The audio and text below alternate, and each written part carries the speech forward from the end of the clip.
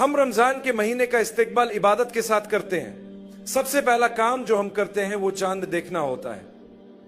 جیسے ہی ہمیں چاند نظر آتا ہے ہم دعا پڑھتے ہیں اور اللہ سے دعا کرتے ہیں کہ ہم اسے ایمان کے ساتھ دیکھیں اور رمضان کے مہینے کی برکتیں حاصل کریں۔ یہ حقیقت ہے کہ ہم رمضان میں داخل ہو چکے ہیں۔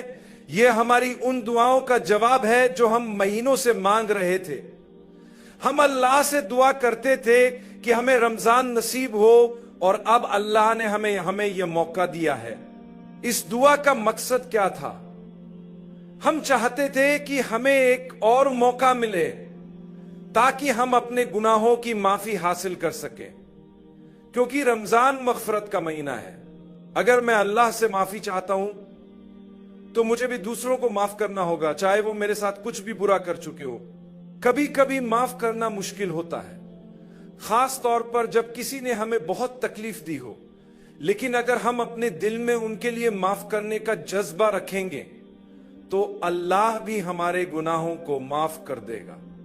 اللہ قرآن میں فرماتا ہے، معاف کرو اور درگزر کرو۔ کیا تم پسند نہیں کرتے کہ اللہ تمہیں معاف کر دے؟ اس کا مطلب یہ ہے کہ اگر ہم دوسروں کو معاف کریں گے تو اللہ ہمیں بھی معاف کرے گا، کیونکہ وہ سب سے زیادہ رحم کرنے والا ہے۔ یہ مغفرت کا مہینہ ہے، برکتوں کا مہینہ ہے اور سب سے بہترین مہینہ ہے۔ ہمیں اس کا استقبال اس نیت سے کرنا چاہیے کہ ہم اپنی بری عادتوں کو چھوڑ دیں گے اور رمضان کے بعد بھی اچھے کام کرتے رہیں گے۔ ہمیں یہ بھی یاد رکھنا چاہیے کہ ہم میں سے کچھ لوگ شاید رمضان کا اختتام نہ دیکھ سکیں، کچھ لوگ شاید عید کے دن تک نہ پہنچے یا شب قدر نہ دیکھ سکیں۔ اللہ ہمیں رمضان مکمل کرنے اور عید منانے کی توفیق دے، لیکن اس سے بھی زیادہ ضروری یہ ہے کہ ہم اللہ سے وعدہ کریں کہ اگر ہمیں رمضان ملا تو ہم اس میں اچھے کام کریں گے۔ میں آپ کو بتانا چاہتا ہوں کہ یہ قرآن کا مہینہ ہے۔ خسارے میں ہے وہ شخص جو ہر دن قرآن نہ پڑھے اور اس کا کچھ حصہ تلاوت نہ کرے۔ خسارے میں ہے وہ جس نے اس مہینے کی اہمیت کو نہیں سمجھا۔ یہ قرآن کا مہینہ ہے، اس لیے ہمیں یقینی بنانا چاہیے کہ اس مہینے میں ہمارا قرآن سے تعلق مضبوط ترین ہو۔ یہ اللہ کا کلام ہے۔ اگر آپ اللہ کو نہیں پہچانتے، اس کے کلام کو نہیں سمجھتے اور اسے سمجھنے کی کوشش نہیں کرتے تو یقیناً آپ نقصان میں ہیں۔ یہ مہینہ نیند اور آرام کے لیے نہیں بلکہ عبادت کے لیے ہے۔ کیا ہم رمضان میں عام دنوں سے زیادہ صدقہ نہیں دیتے؟ بہت سے لوگ اپنی زکوٰۃ اسی مہینے میں دیتے ہیں اور اضافی صدقہ بھی کرتے ہیں، کیونکہ اس مہینے میں نیک اعمال کا ثواب کئی گنا بڑھ جاتا ہے۔ اگر آپ کوئی گناہ کر رہے ہیں یا کسی بری عادت میں مبتلا ہیں تو اس مہینے میں اسے چھوڑنے کا وعدہ کریں اور حقیقت میں چھوڑ دیں۔ اگر آپ سنجیدہ ہیں تو اللہ آپ کو اس کی توفیق عطا فرمائے گا اور برکت دے گا۔ یہ مہینہ مسائل کو حل کرنے کا مہینہ ہے۔ اگر آپ کے گھر میں کوئی مسئلہ ہے تو اسے حل کرنے کی کوشش کریں، چاہے وہ آپ کی بیوی، والدین، بہن بھائیوں، بچوں، سسرال یا کمیونٹی کے کسی فرد کے ساتھ ہو۔ رمضان دلوں کو نرم کرنے کا وقت ہے۔ اللہ ہمارے دلوں کو نرم فرمائے۔ یہ سخاوت کا مہینہ ہے۔ نبی کریم صلی اللہ علیہ وسلم اس مہینے میں اتنے زیادہ سخی ہو جاتے تھے کہ آپ کی سخاوت تیز ہوا کی مانند سب کو پہنچتی تھی۔ یہ سخاوت صرف مال دینے تک محدود نہیں تھی، بلکہ دوسروں کی مدد کرنا بھی اس میں شامل ہے۔ کیا آپ دوسروں کی مدد کریں گے یا صرف اپنے بارے میں سوچیں گے؟ رمضان وہ مہینہ ہے جس میں ہم کھانے پینے سے رک جاتے ہیں۔ ہم ان چیزوں سے بھی دور رہتے ہیں جو عام دنوں میں حلال ہیں۔ پانی پینا یا کھانا عام دنوں میں جائز ہے، لیکن رمضان میں دن کے وقت اللہ نے اسے منع کیا ہے۔ مگر پانی پینے میں کیا غلط ہے؟ اللہ فرماتا ہے کہ خود پر قابو رکھنا سیکھو، زیادہ لالچی نہ بنو اور کنجوس بھی نہ بنو۔ ہر چیز جو نظر آئے اسے پانے کی کوشش مت کرو، چاہے وہ حلال ہی کیوں نہ ہو۔ کچھ لوگ دنیا کی چیزوں پر فخر کرتے ہیں، لیکن رمضان ہمیں سکھاتا ہے کہ ہمیں ہر چیز کی ضرورت نہیں ہوتی، چاہے ہم اسے خرید بھی سکیں۔ اگر کسی چیز کی ضرورت نہیں तो उसे छोड़कर किसी और की मदद करें। आज हम देखते हैं कि कुछ लोग बड़े घरों में रहते हैं, अच्छी गाड़ियां चलाते हैं, खूबसूरत लिबास पहनते हैं और अच्छी खुशबू लगाते हैं। हम उन्हें देखकर कहते हैं कि ये बहुत खुश नसीब है, अल्लाह ने उन्हें नवाजा है। लेकिन अगर वो आखिरत की तैयारी नहीं कर रहे तो असल में वो नुकसान में है। दूसरी तरफ एक ऐसा शख्स भी हो सकता है जिसके पास घर ना हो, नौकरी ना हो, जिसके पास खाने को कुछ ना हो, जिसके कपड़ों से खुशबू ना आती हो, लेकिन अगर वो नमाज पढ़ता है, कुरान पढ़ता है और नेक अमाल करता है तो वही असल में कामयाब है। दुनिया की खूबसूरती और कामयाबी का कोई फायदा नहीं अगर आखिरत में नुकसान हो। अल्लाह फरमाता है कि सबसे बड़ा नुकसान आखिरत में नाकामी है। तो जब आप किसी ऐसे शख्स को देखें जो आखिरत के लिए मेहनत कर रहा हो तो अल्लाह की कसम वो उस अमीर शख्स से बेहतर है जो दुनिया के पीछे भाग रहा है लेकिन अल्लाह को भूल चुका है।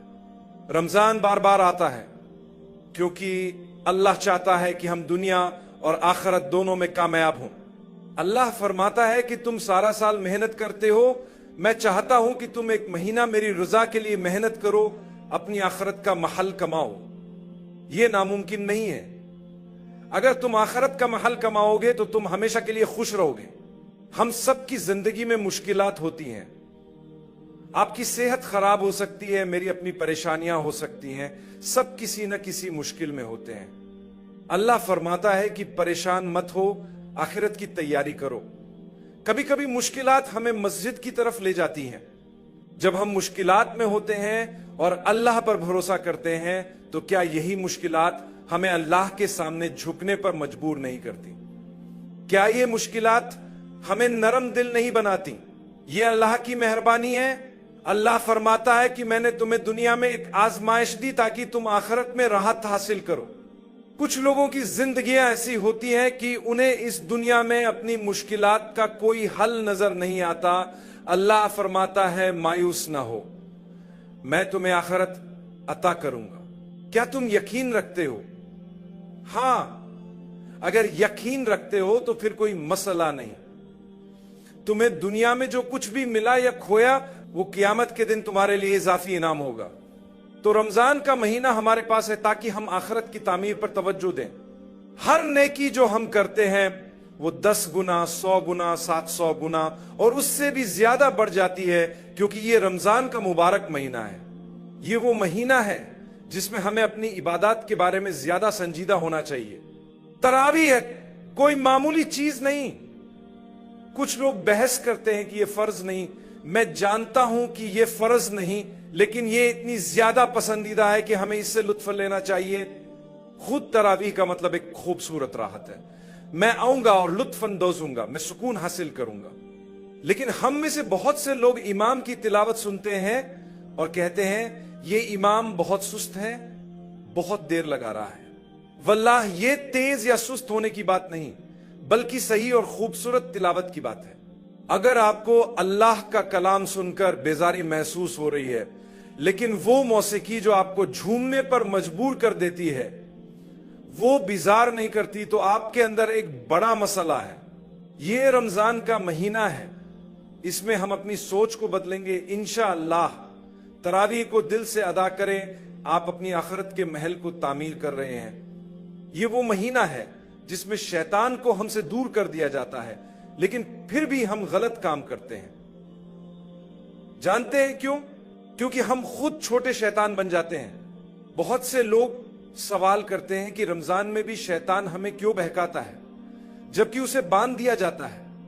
इसका सबसे अच्छा जवाब यह है कि बड़े बड़े शैतान जकड़ दिए जाते हैं, लेकिन छोटे छोटे शैतान इधर उधर घूम रहे होते हैं।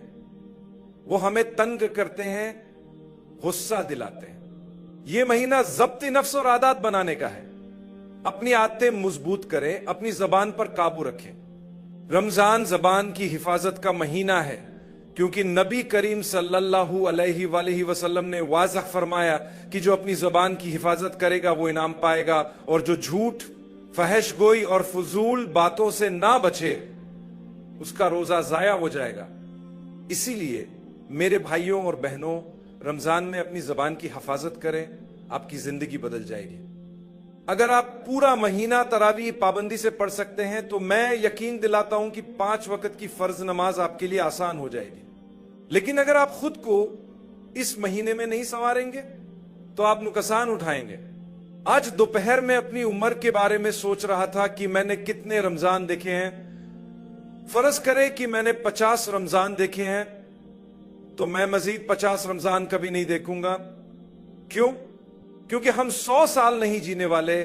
زیادہ لوگوں کی عمر 60، 70 یا 80 سال ہوتی ہے. سوچے آپ کے پاس کتنے رمضان باقی ہیں. شاید یہ آپ کا آخری رمضان ہو، لیکن اگر آپ سمجھتے ہیں کہ کچھ رمضان اور باقی ہیں تو کتنے؟ اگر آپ 70 سال کے ہیں اور سوچتے ہیں کہ 76 تک زندہ رہیں گے تو آپ کو کیا یقین ہے کہ واقعی 76 تک زندہ رہیں گے؟ یاد رکھیں، جب آپ عبادت سے محبت کرنے لگتے ہیں تو آپ کو اللہ سے ملاقات کا شوق ہونے لگتا ہے، کیونکہ آپ جانتے ہیں کہ آپ ایک مہربان، رحیم اور معاف کرنے والے رب کی طرف لوٹ رہے ہیں. رمضان ہمیں بار بار موقع دیتا ہے کہ ہم اپنے بارے میں غور کریں، اپنے اعمال پر سوچیں کہ ہم کہاں سے آئے ہیں، کہاں کھڑے ہیں اور ہمیں کیا کرنا چاہیے. بری عادتوں اور بری صحبت سے دور رہیں، مسجدوں کی طرف رخ کریں اور انہیں آباد کریں، دوسروں کو بھی ساتھ لے کر آئیں، اسے بامقصد بنائیں، لوگوں تک پہنچے، غریبوں کو کھانا کھلائیں، مہربان بنیں، اپنے گھروں میں اچھے اخلاق اپنائیں، اچھے لباس پہنیں. لباس کا حصہ یہ بھی ہے کہ آپ کی نظریں کہاں جا رہی ہیں. اگر آپ نے خود کو ڈھانپ بھی لیا لیکن نظریں ہر جگہ گھما رہے ہیں تو فائدہ کیا ہوا؟ اسی لیے اللہ تعالیٰ جب اس بارے میں بات کرتا ہے تو وہ مردوں اور عورتوں دونوں کو نظریں نیچی رکھنے کا حکم دیتا ہے. اللہ فرماتا ہے مومن مردوں سے کہہ دو کہ وہ اپنی نظریں نیچی رکھیں اور اپنی شرمگاہوں کی حفاظت کریں. میرے بھائیوں اور بہنوں، میں آپ کو ایک خوبصورت تحفہ دینا چاہتا ہوں. جب ہم رمضان المبارک کے بارے میں بات کرتے ہیں تو اللہ تعالیٰ فرماتا ہے میں نے تم پر روزے فرض کیے، اور آیت کے آخر میں اللہ اس کی وجہ بیان کرتا ہے. ہم نے یہ آیت 12 سنی ہے، ہر سال رمضان میں سنتے ہیں. اس کا مطلب کیا ہے؟ اگر تم صحیح طریقے سے روزہ رکھو اور وہ سب کرو جو میں نے تمہیں کرنے کا حکم دیا ہے تو اس کا مقصد یہ ہے کہ تم تقوی حاصل کرو. یعنی اگر ہم روزے کو درست طریقے سے ادا کریں تو ہم تقوی حاصل کریں گے. اب سوال یہ پیدا ہوتا ہے کہ اگر میں نے تقوی حاصل کر لیا تو مجھے کیا ملے گا؟ اللہ اسی قرآن میں فرماتا ہے اللہ کی مغفرت اور جنت کی طرف دوڑو، جنت کی وسعت زمین اور آسمان سے بھی زیادہ ہے. یہ کن لوگوں کے لیے تیار کی گئی ہے؟ متقی لوگوں کے لیے. دیکھیں یہاں کیسا خوبصورت تعلق ہے. اللہ نے روزہ رکھنے کا حکم دیا تاکہ ہم تقوی حاصل کریں. جب ہم نے تقوی حاصل کر لیا تو اللہ فرماتا ہے ہم نے جنت تقوی والوں کے لیے تیار کی ہے اور اب تم اس میں داخل ہو سکتے ہو. اب یہ کیسے معلوم ہو کہ ہمارے اندر تقوی موجود ہے؟ اگر آپ اللہ کے احکام کے بارے میں حساس ہیں، اگر کوئی گناہ ہو جائے اور آپ کو اس پر شرمندگی محسوس ہو، پچھتاوا ہو، تو یہ تقوی کی نشانی ہے. جب کوئی فرض آپ پر لازم ہو اور آپ اسے پورا کریں تو یہ بھی تقوی کی نشانی ہے. جب آپ نماز پڑھنے کے لیے بے چین ہو اور نیکی کے کاموں میں رغبت محسوس کریں تو یہ نیکی اور پرہیزگاری کی علامت ہے. اور یاد رکھیں اللہ ہر کسی کو نیک اعمال کرنے کی توفیق نہیں دیتا، بلکہ جنہیں وہ چاہے ان کے دل میں نیکی کا شوق ڈالتا ہے. اگر آپ کے دل میں یہ احساس پیدا ہو کہ میں نماز پڑھوں، میں کوئی نیک عمل کروں، تو سمجھ لیں کہ اللہ نے آپ کو چن لیا ہے. ورنہ انسان بہانے بنانے لگتا ہے کہ میں تھکا ہوا ہوں، سارا دن کام میں مصروف رہا، مجھے سونے دیں، اور نماز کا خیال تک نہیں آتا. تو یہ اللہ کی طرف سے آپ کو رد کیے جانے کی علامت ہے، کیونکہ آپ نے اللہ کو رد کیا. جو شخص اپنی کمائی میں حلال حرام کا خیال رکھے، اپنے کھانے میں محتاط ہو اور دوسروں کی مدد کرنا چاہے، اللہ اسے تقوی عطا فرماتا ہے. پھر ایک دن وہ مسجد آنا شروع کر دیتا ہے، اور جب وہ ایمان کی مٹھاس چکھ لیتا ہے تو پھر وہ اسے کبھی نہیں چھوڑتا. اللہ آپ کو نماز کی طرف بلاتا ہے، اور اگر آپ کو نماز کی طلب ہو، آپ کو نماز کا شوق ہو، اور اگر آپ کبھی نماز نہ پڑھ سکیں تو دل میں خلش محسوس ہو تو جان لیں کہ آپ نے اللہ کی پکار پر لبیک کہا ہے. اللہ کہتا ہے آؤ کامیابی کی طرف. اور اگر آپ جلدی سے اس پکار پر آ جاتے ہیں تو آپ کو اپنے آپ کو خوش نصیب سمجھنا چاہیے کہ اللہ نے آپ کو چن لیا ہے. رمضان المبارک کے مہینے میں خاص طور پر گناہ کا ارادہ بھی نہ کرے. اگر آپ بہت زیادہ نیکیاں نہ بھی کر سکے تو کم از کم گناہوں سے بچنا آپ کے لیے سب سے بڑی کامیابی ہے. کیونکہ اگر آپ گناہ سے بچ جائیں تو آپ کم از کم سفر پر ہوں گے, پھر آپ نیکیوں کا آغاز کر سکتے ہیں. لیکن اگر آپ گناہ میں مبتلا ہو جائے تو آپ کا درجہ نیچے گر جائے گا. یاد رکھیں, اگر آپ رمضان میں نیک عمل کریں گے تو اس کا اجر کئی گنا بڑھ جائے گا, اور اگر اس مہینے میں گناہ کریں گے تو شاید وہ آپ کو ہلاکت میں ڈال دے. اللہ ہمیں محفوظ رکھے, آمین.